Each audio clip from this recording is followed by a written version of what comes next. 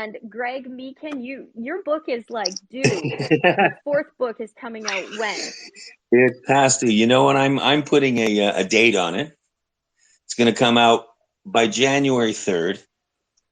And there's a lot behind that date that I won't get into, but January 3rd, barring any Joe Biden supply side issues or, but it's actually, it's going to be fun. I may actually, Val, and this doesn't surprise you. I held off on this fourth book till after the election, and I'm really glad I did. Because without even spilling the beans here, I think we're going in different directions than we ever would have dreamed of even a year ago. But that said, a quick plug, absolutely positively, for Gordon's work. As he mentioned, he's done an espionage scout trilogy, which is scouts are spies for the oil industry and the oil rigs. I am absolutely fascinated with his work. As you, Val, I read Wolverine Hills, espionage scout. It was great. I finished Max. And I'm now working on Arctic Revenge, and they are simply books that you want to go back to.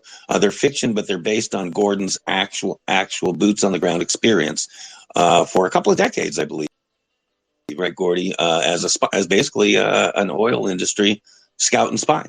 And on my end, as far as my book coming out, and I actually do have a small handful of copies of my third one, Val, Why He Came to America and What I Think Now.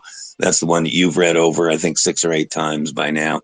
And actually, I found a few. I have a small handful of copies left. So if people do want a copy, they can go to gregmeakin.com. That's just my name, which is GregMeakin.com. As you know, Val, and you can attest, my website's just packed full of stuff.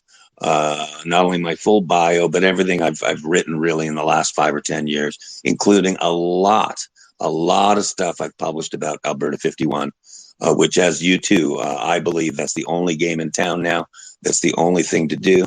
The two things I keep hearing, and I apologize for this long sign off, but I know Gordy's got a little bit of time left, and I just so appreciate the time. But the thing I hear every day, Val and Gordon, that every single day, from regular Americans and especially my Canadian friends in Alberta, what I hear every day is that could never happen.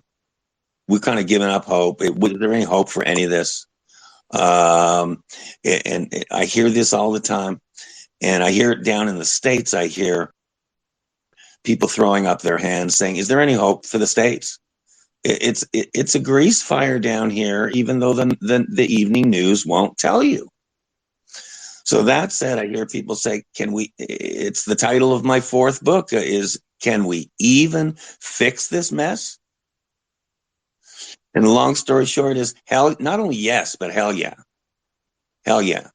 But we can do it by bringing in the thoughts and concepts we've talked about today.